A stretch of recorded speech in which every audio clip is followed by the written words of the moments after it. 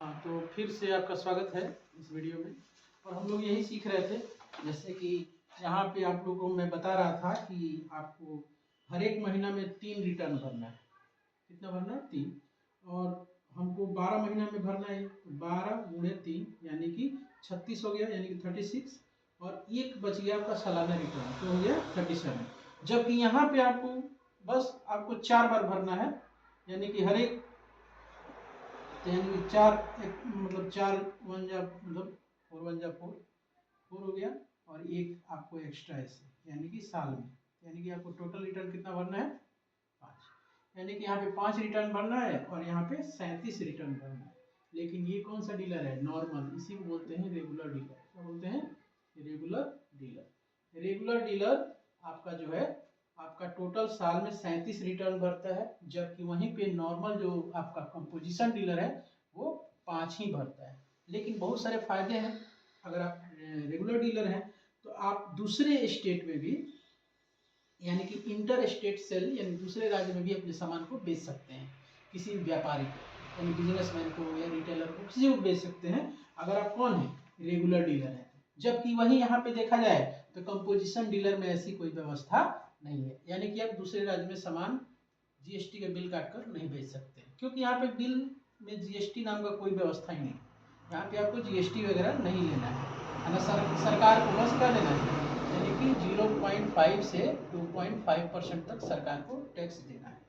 वही बात किया जाए कि यहाँ पे बहुत ज़्यादा हाई रेट पर टैक्स अवेलेबल होता है। जैसे मान लीजिए कि यहीं पे देख लीजिए, यहाँ पे आपको देखा जाए तो यहाँ पे 5%, 12%, 18%, 28%, चूँकि आजकल नया जो ये 12% है और ये 28%, इसको ख़त्म कर दिया गया है। 5 और 18% ही अवेलेबल है।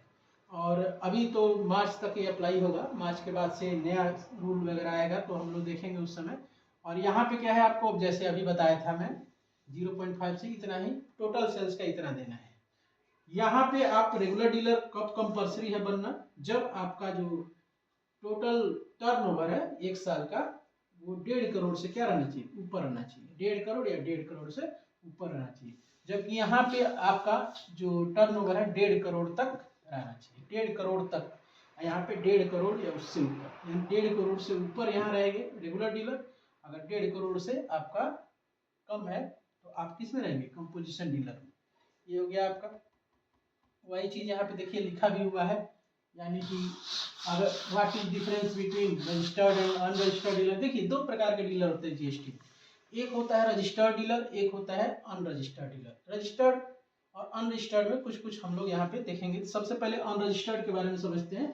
अनरजिस्टर्ड का मतलब होता है कि जो जीएसटी में रजिस्ट्रेशन नहीं कराएगा, यानी कि वैसे व्यापारी, यहाँ पे सब लिखा हुआ है, आपको वीडियो पॉज करके सब लिख लीजिएगा। कुछ छोटे छोटे व्यापारी हैं जिनके पास छोटी छोटी गुमटियाँ रहती हैं, वो अपना सामान बेचते हैं, उनका टर्नओवर इतना नहीं रहता कि वो जीएसटी में रजिस्ट्रेशन कराने की जरूरत पड़े, तो उन लोगों के लिए आपको कोई रजिस्ट्रेशन वगैरह नहीं कराना पड़ता। जो रजिस्ट्रेशन, एक 100 बात की एक बात बस दिमाग में ये रखना है कि जितने भी जो रजिस्ट्रेशन नहीं कराए हैं जीएसटी का, वही है अनरजिस्टर्ड डीलर।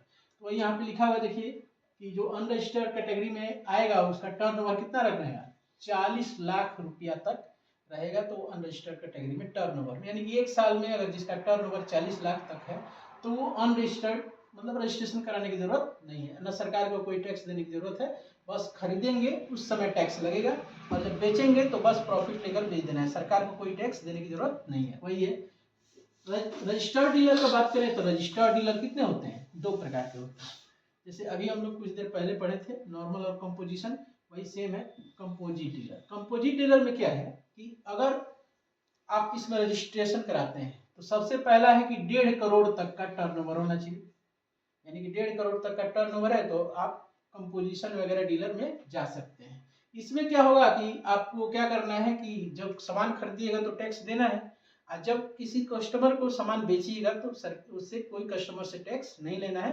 परंतु सालाना जो आपका जो बिक्री होगा, जो एक साल में जो बिक्री किए हैं, उसका 0.5 से 2.5 तक गवर्नमेंट को देना है। वही यहाँ पे लिखा हुआ है, आपको पॉज करके वीडियो को ले लीजिएगा।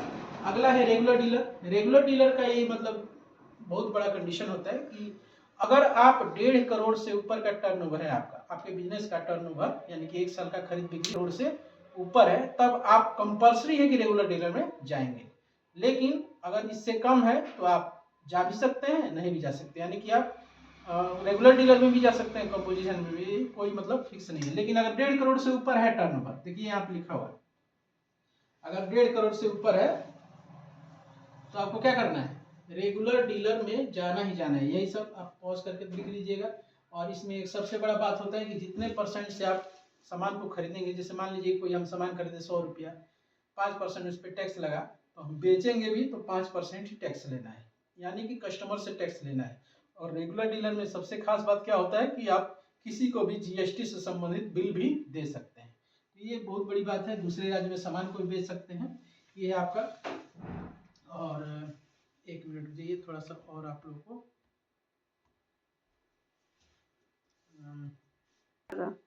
और आप लोग से बस यही है कि यहाँ तक आप लोग अपना रोक रोक के वीडियो को आप लोग इसका नोट्स भी बना लेंगे घर पे। और अगले वीडियो में फिर से हम लोग मिलेंगे। और ख़ास करके आप लोग एक बात बता दें, कल यानी कि सोमवार को आप लोग को इंस्टीट्यूट आने की ज़रूरत नहीं है, ना प्रैक्टिकल के लिए ना थ्योरी के लिए। आप लोग घर पे इस ठंड के मौसम में आराम कीजिए। और ऐसे ही लाइव वीडियो अगर आप लोग को जाते रहेगा। परसों से यानी कि मंगलवार से आप लोगों को प्रैक्टिकल के लिए आना है। ये जो सप्ताह है यानी कि ये जो वीक है, इसमें लगभग ऐसे ही आप लोग केवल सुबह वाले बैच का, शाम वाला नहीं, शाम वाला केवल सुबह वाले बैच के लिए है। आप लोग बस इसको लाइव देखते रहिए और आनंद लीजिए घर पे बैठ के कंबल में। तब तक के लिए नमस्कार और मिलते हैं बहुत जल्द, यानी कि नेक्स्ट वीडियो में, यानी कि कल।